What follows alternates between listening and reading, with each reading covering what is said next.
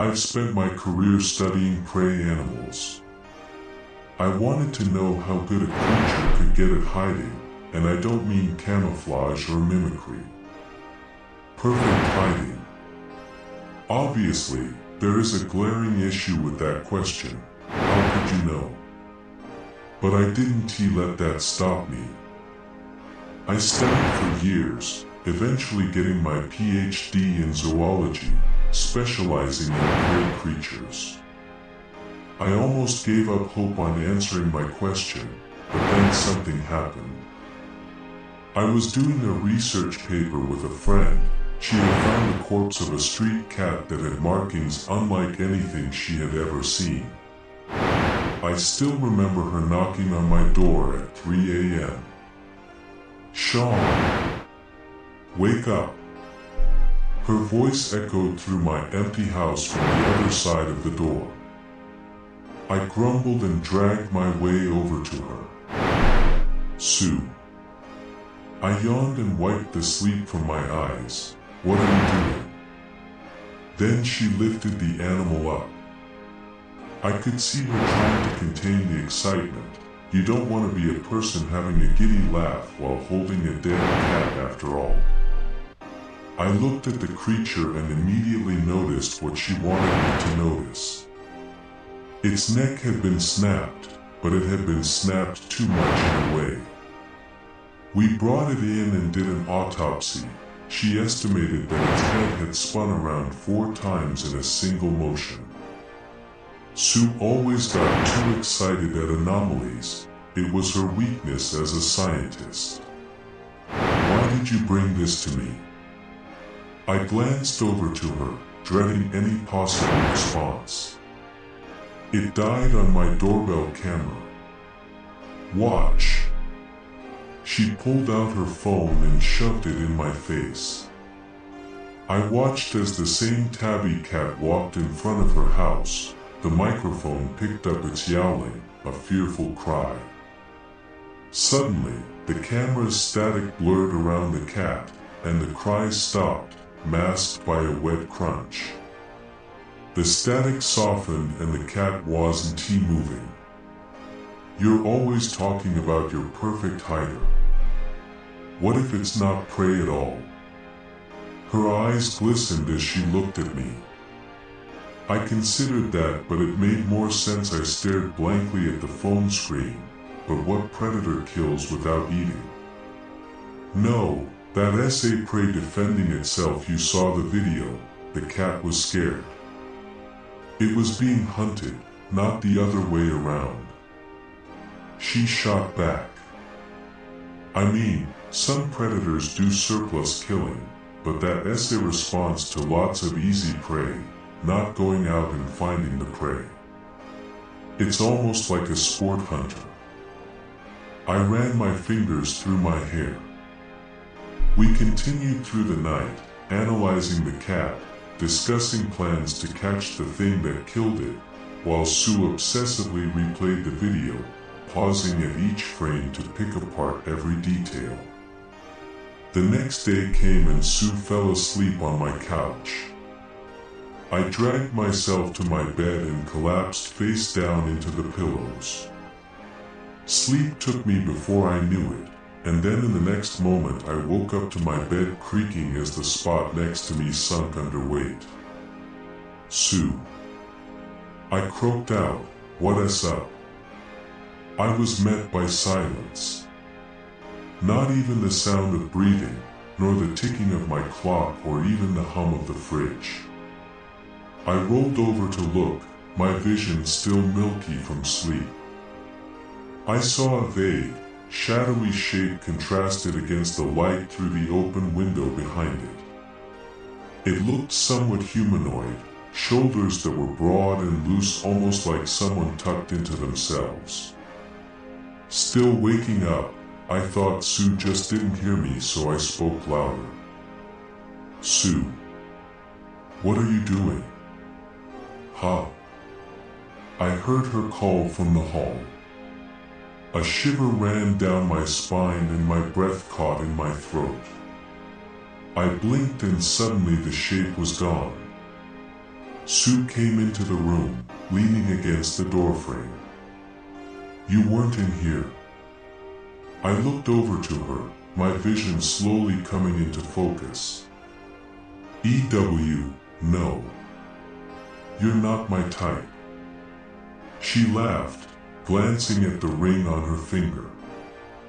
I just thought I saw you sitting there, I sighed, my breath shaky. Your sleep paralysis is back, she suggested as she walked away. I sat up, taking a deep breath. She had a point. I have a history of episodes like that, the kind where you wake up and see something in the corner of your room.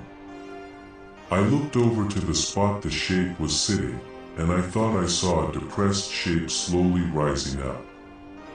The heavy duvet fibers were returning to their original shape. But I still don't know if it was the remnants of sleep or if it was something real. Eventually I got out of bed. My mind was racing with what had happened when I came across Sue in my kitchen drinking a coffee, smiling faintly while texting her wife. Say it was a predator, I began, as I poured myself a cup. Oh, now you're interested. She laughed as she stared at me. Hush. Say it was a predator, and say it was my creature that killed the cat. Why did your camera glitch out like that? I asked, taking a sip from my drink. The camera has been on the fritz for a while now. I keep telling myself to replace it, but you know. She replied with a tinge of regret. So it does stuff like that often. I leaned against the wall. Yeah, random spots of the camera go all fuzzy. I think it's just an age thing. I'm still not sure if she was asking me or herself. So, if this were my creature, are we saying it somehow knew when and where your camera would glitch to stay hidden? I laughed as I said, both at myself and at the ridiculousness of the situation. We weren't saying anything like that. Are you kidding me? I don't even know when and where it would glitch, it's just shit luck. There was spite in her words, almost like she was offended I would suggest that. Right, I dunno, I must still be waking up. I sighed as I rubbed the bridge of my nose. The rest of that day continued as per usual, at least as usual as it could be with an autopsied cat in my basement. Sue worked away for hours, and in the evening, I went for a walk to clear my head. The sun had set and my path was illuminated by soft starlight and harsh yellow streetlights as I traveled to a nearby park. The park where I first discovered my love of animals when I saw two squirrels playing together. I sat down on a bench and looked around. Every time your eyes move, you go blind for a fraction of a second. You don't notice. Your brain lies to you. It stitches the world back together and you basically hallucinate the difference.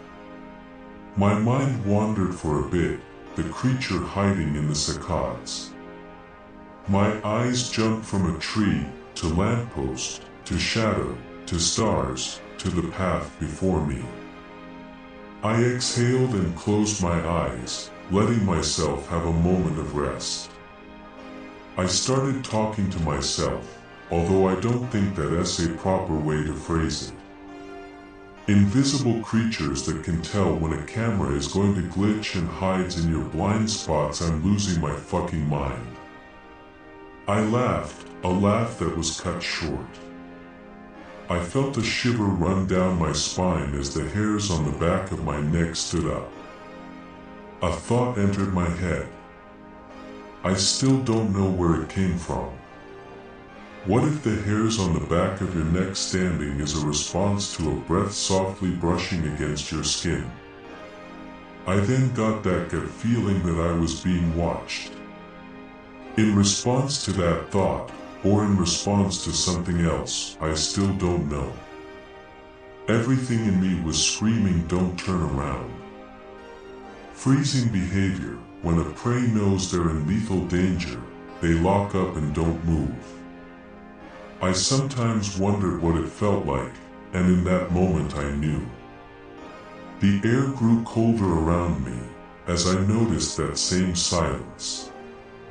A silence that deafened everything, drowning out even the sound of my heartbeat, only to be broken with one noise. A breath from behind me. I jolted around by instinct, only to see an empty field. Then I looked down and saw prints in the grass, slowly rising and hiding themselves. Prints that lead right to my bench.